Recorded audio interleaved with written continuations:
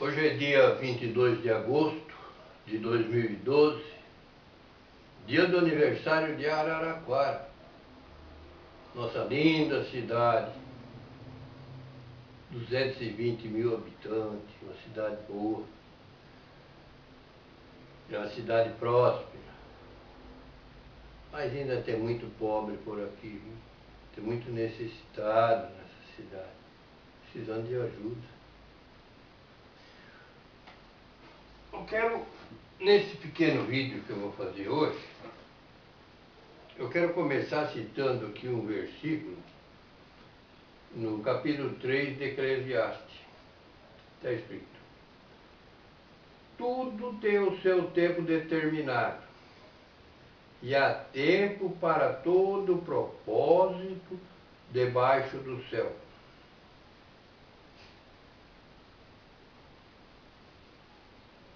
Há um tempo determinado. E quando tentamos fazer alguma coisa antes do tempo determinado, não cresce, não dá certo, não prospera. Agora, quando chega o tempo determinado, não há quem segura. Uma ideia que desabrocha no tempo determinado, adianta. Não adianta tentar barrar. Ela vai crescer, ela vai frutificar, porque é o tempo dela.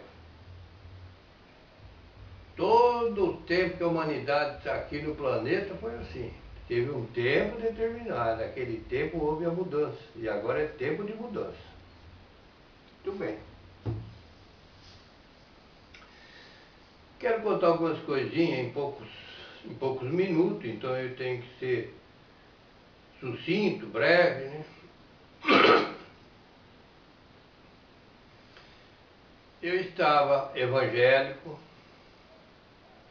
presbítero, ungido, e frequentando igrejas. Frequentava muitas igrejas, visitava muitas igrejas, muitos ministérios diferentes, pentecostais, não pentecostais, aonde eu levava uma palavra, aonde eu fazia uma pregação, lendo os versículos bíblicos e depois falando sobre aquilo que eu achava que deve ser pregado, que é o amor ao próximo, caridade, a ajuda ao necessitado. Falei em muitas igrejas, em Araraquara e algumas cidades circunvizinhas, por aqui, em que eu procurava colocar na mente dos pastores a responsabilidade que cada pastor, cada dirigente evangélico tem com a sua igreja. A igreja não fala o templo, as pessoas que ali estão reunidas é a igreja. Então eu sempre falo: olha, pastor, você deve tomar cuidado que na tua igreja, aqui entre o teu povo, não haja necessitado, desamparado. Você tem que providenciar o alimento para quem tem fome, a luz para quem está no escuro, a roupa para quem está desvestido, descamisado, né? Aquele que está com o sapato furado. É necessário enfiar a mão no bolso, chamar o restante dos irmãos que têm posse, que pode dar, e ajudar aquele que está necessitado, seja com uma cesta básica, com o pagamento de uma luz, de uma água. E essa era a minha pregação. Depois eu comecei também a falar sobre dízimo. Não é certo ficar forçando os irmãos pobres a entregar 10% do que ganha. A pessoa já ganhava tão pouco, pagando aluguel, não tinha direito nem de comprar o leite, o pão dos filhos, e tinha que dar 10% daquela coisinha. Se você ganhou R$300, você tem que dar 10%, 30%, e vai viver dos 270 que te sobrou, porque Deus vai te abençoar. Aí cortava. E se você vai pagar a sua luz e não pagou antes do dízimo, paga primeiro o dízimo, deixa a luz lá, deixa atrasar com a água, porque depois Deus vai providenciar. Aí não providenciava, ele acabava no escuro e ninguém ia lá colocar a luz e nem a água para ele. Eu vi tudo isso e eu preguei muito sobre isso, fiquei até meio... Alguns pastores já não gostaram muito de mim. Ô irmão, mas desse jeito, o irmão prega contra o dízimo, a gente precisa do dízimo e tal, é bíblico. Eu achava que não era bíblico, né? E nessas andanças, eu comecei a ter como companhia uma pessoa, em algumas igrejas que fomos juntos, uma pessoa culta, conhecedor de leis, devido à sua profissão, à sua vocação, falava muito bonito, tinha uma expressão bonita, boa, amigável. E eu comecei a notar que eu usava de palavras muito pesadas nas minhas pregações. Um dia, eu cheguei em casa, depois de ter falado numa igreja em Américo Brasilense, eu sou de Araraquara, e cheguei arrependido do que eu falei para aquele pastor ali em América, naquele ministério. Fui muito duro com ele, então arrependido das minhas palavras, eu fui para o meu quarto, fechei a porta, me ajoelhei e comecei a falar: Jesus, olha, eu não quero mais esse trabalho não, eu não vou falar mais de igreja nenhuma. Toda vez que eu vou numa igreja eu falo palavras pesadas, a minha língua é muito grande, muito pesada, minha bocona aqui só fala coisa que machuca. Aí eu me lembrei desse irmão, desse amigo que falava tão bonito, né? Homem de leis, homem de conhecimento, doutor, né? E falei: Jesus, envia ele. Envia aquele irmão lá, aquele meu amigo, que ele fala muito bem. Deixa ele falar. Eu quero ficar sentado lá na nave da igreja, ouvindo, porque eu não tenho jeito, eu sou muito bruto. Não tenho estudo, eu tive a quinta série do primário, Jesus. Como é que eu vou saber falar? Não sei. Eu não conheço meu português, eu não estudei. Aí quando eu estava nessa choradeira, e chorando mesmo, manda ele, aí aquela voz que muitas vezes já tinha falado comigo, veio e me disse, e me falou pela minha boca, num tom diferente de voz, mas eu vi que não era eu. E eu sabia. Então ele falou assim: filho meu, ele não vai, ele não vai. Não adianta, ele não vai. É você que vai. O trabalho é teu, hein? Continua falando da mesma forma como você falou até hoje. É isso que você tem que fazer. Não se preocupe se a sua palavra é rude, é dura, porque é a verdade. Seja sempre verdadeiro, fale. Se tiver que machucar, machuque, mas a pessoa tem que saber a verdade. Não vai com palavras para agradar a pessoa. Você vai para ensinar a verdade. É os evangelhos que você está ensinando. E de acordo com o que está escrito lá. Como foi dito para ser ensinado. Então continua. Continua do mesmo jeito, não muda nada. Quanto ao mais, se prepare. Estude, leia muito. Porque tem coisas para frente para você fazer que você vai precisar de mais instrução.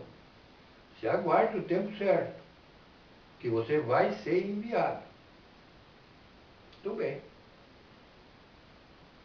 Não tinha jeito. O outro, meu amigo, que podia fazer o serviço, não ia mesmo. Ele não tinha vocação para pregar esse evangelho puro, esse evangelho do cristianismo primitivo. Ele não tinha vocação. A vocação tinha que ser, quem tinha era eu. Então tinha que ser eu mesmo, com palavras duras. E o tempo passou. Comprei computador, fui me aprimorando, teve muito problema, passei um ano com o computador todo enrolado, porque eu queria já começar a missão antes da hora, o trabalho antes da hora, e não era. Então o computador enguiçou durante um ano. Gastei um dinheirão e não funcionava, 4 técnicos em um ano não arrumava o computador. Gastei R$ 1.300 só de conserto de computador e formatação não funcionava. Um dia eu mesmo consertei um computador. Troquei um tal de cabo flat que tem aqui, que vai no gravador, pronto, o computador não ficou bom, nunca mais travou, faz um ano que ele está trabalhando desse jeito. Muito bem. Aí, com muito sacrifício, eu consegui entrar no YouTube, depois que eu coloquei a banda larga, né? Porque foi anos sem banda larga, eu não tinha dinheiro para pagar uma internet banda larga.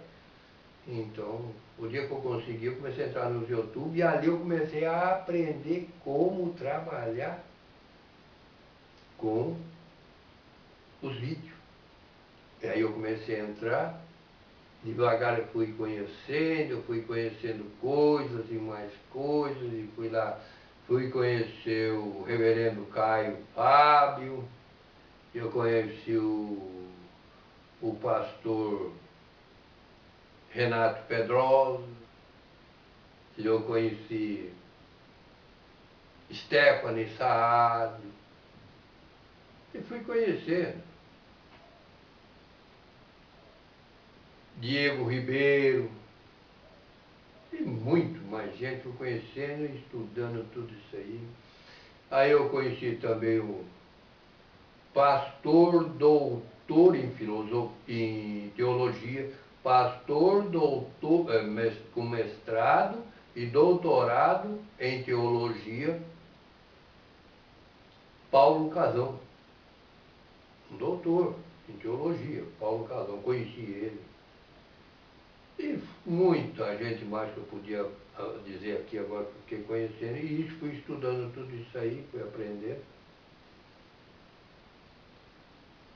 Aí lá um dia eu consegui colocar um vídeo meu no YouTube.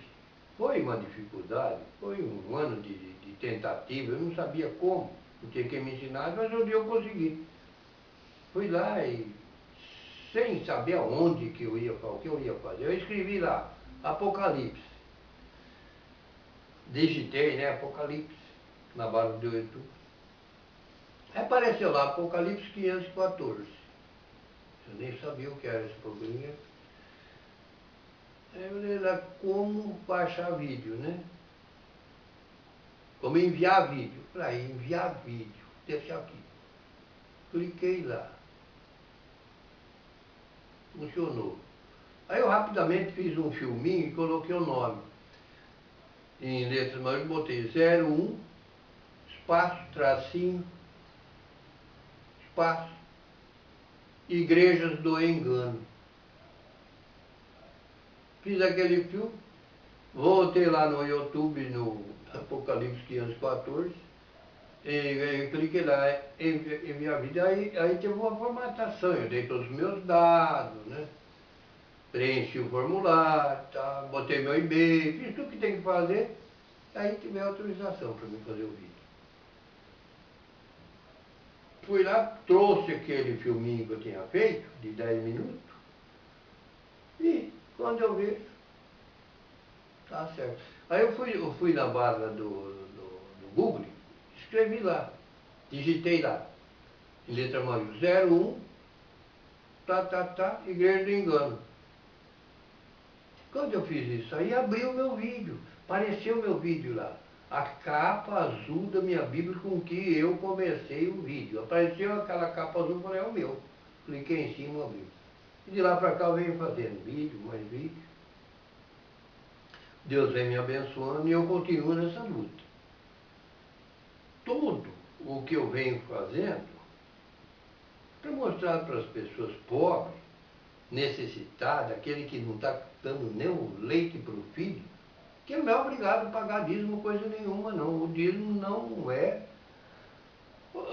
do cristianismo. Jesus não deixou essa maldade em cima do pobre. As ofertas têm que ser dadas por quem tem dinheiro, é abastado. O pobrezinho não tem que dar nada, ele tem que receber ajuda. Toda vez que eu vejo alguém falando, ah, se você não paga dízimo, você é ladrão, você está roubando a Deus, você não é abençoado, me machuca, eu não gosto disso. Então veja bem, desde aquela época em que eu estava pregando nas igrejas, em que eu reclamei que eu não queria mais falar porque eu tinha boca pesada, eu recebi essa, que mandasse o outro, porque o outro, meu amigo, era letrado, era doutor, ia falar muito melhor do que eu e não ia machucar ninguém, e eu recebi a resposta seguinte, ele não vai, é você mesmo. Continua falando do jeito que você estava, não muda. Quer dizer, mesmo com a boca pesada, é para mim continuar assim. Não adianta eu amaciar, passar mel, porque não vai resolver, eu tenho que continuar falando assim.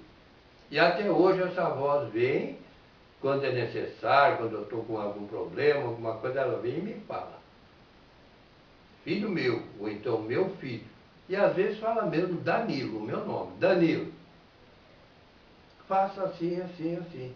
Não mude o seu esquema de trabalho, que esse esquema é o certo.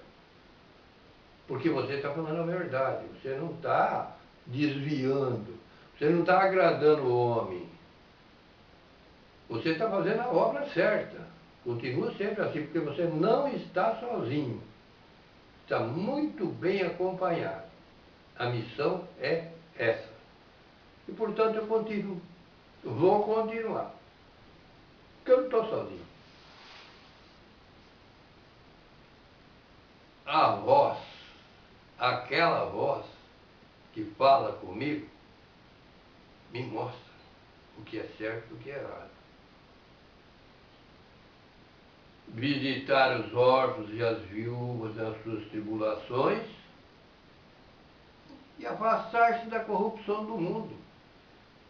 Corrupção na política, corrupção na religião, todas essas corrupções, eu quero me afastar, eu devo me afastar de tudo isso aí, para poder falar a verdade, com honestidade. Nada de, porque se eu falar assim eu vou perder tal regalia.